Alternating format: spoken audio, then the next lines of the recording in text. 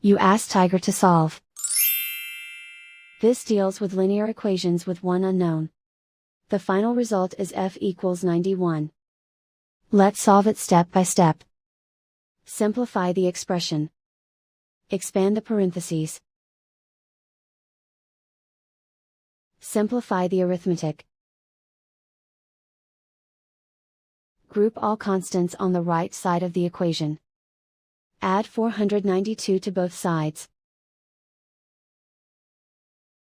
Simplify the arithmetic.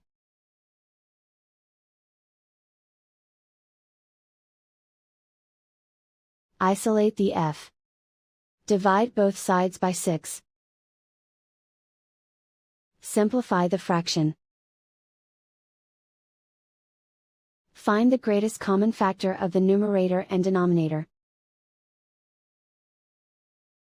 Factor out and cancel the greatest common factor. And so the final result is f equals 91.